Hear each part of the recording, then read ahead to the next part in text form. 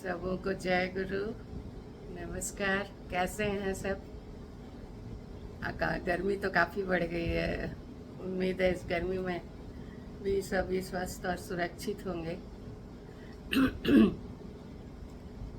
तबीयत खराब होने के बाद से मेरा गला थोड़ा खराब हो गया है, आवाज़ थोड़ी खराब सी हो गई है।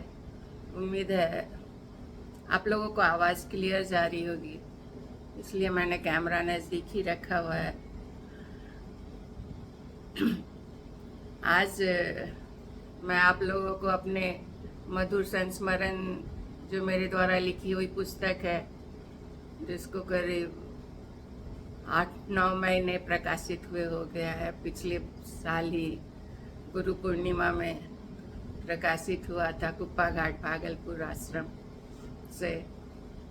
तो ये बुक वहीं से, इसी में जो संस्मरण है उन्हीं में से मैं एक सुनाऊंगी आज संत सेवी जी महाराज के। ऐसे इसमें संस्मरण सभी बाबा लोगों के हैं, हरनंदन बाबा गुरु महाराज, संत सेवी जी महाराज, अच्युतानंद बाबा, भगीरथ बाबा।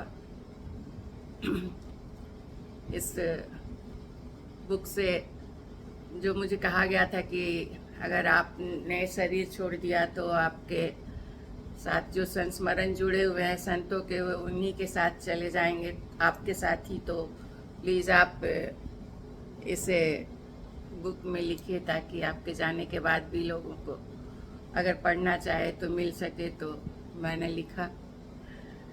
इसमें मैं शुरू के ही संस्मरण में से एक संस्मरण आज सुनाती हूँ आपको, क्योंकि मुझे कुप्पा घाट की आज याद आई, तो लगा कि चलो सबको बताती हूँ।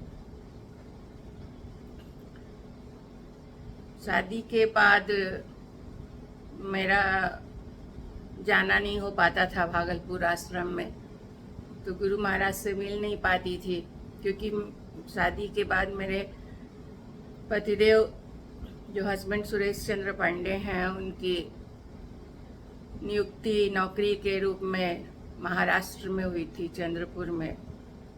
तो वहाँ से मेरा आना नहीं हो पाता था।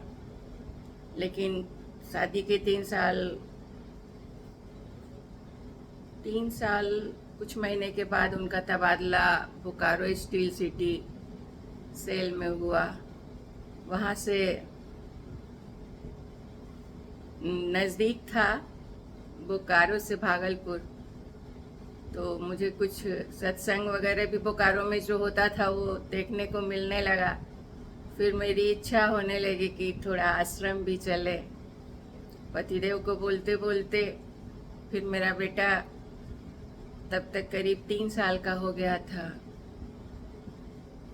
अब वो पढ़ाई शुरू करने वाला था, तो मैंने कहा कि थोड़ा मेरा मन है कि आश्रम चलें बेटा को लेकर। मेरे पति मान गए।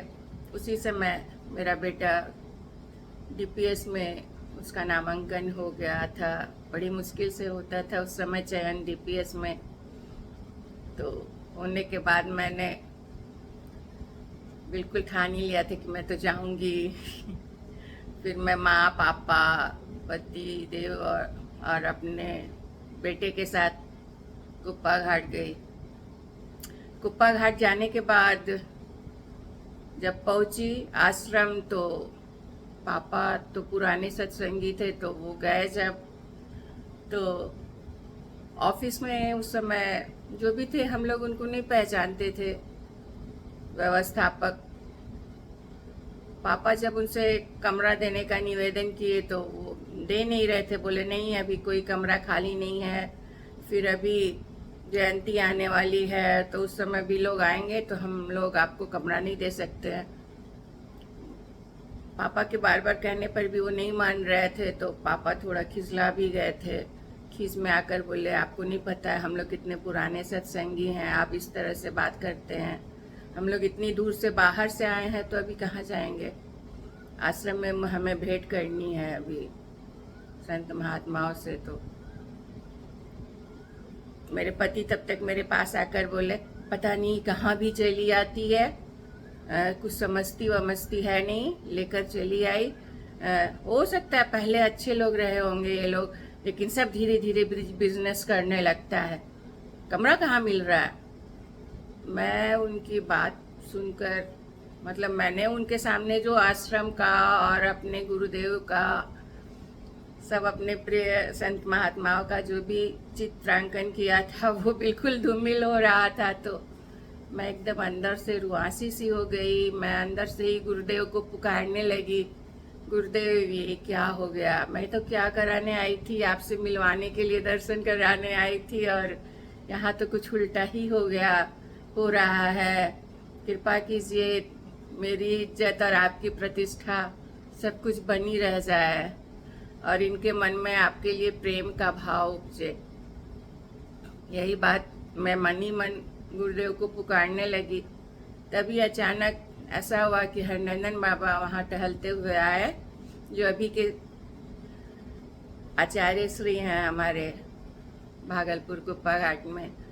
वही आए, वो पापा को देखते ही पहचान गए। तो उन्होंने कहा क्या बात है, क्या हुई? तो माजरा समझने के बाद उन्होंने कहा कि नहीं, इन्हें कमरा दे दीजिए, बहुत दूर से पुराने सत्संगी हैं, आए हैं। उनके कहने के बाद कमरा मिल गया। फिर मैंने गुरु महाराज को मन ही मन प्रणाम किया और बहुत धन्यवाद बोली कि चलो गुरु महाराज ने प्रार्थना सुन ली हमारी। फिर हम लोग जल्दी जल्दी कमरे में जाकर थोड़ा फ्रेश हुए और संत सेवी जी महाराज तब आश्रम में थे बाबा, तो हम लोग उनसे, गुरुदेव से मिलने गए।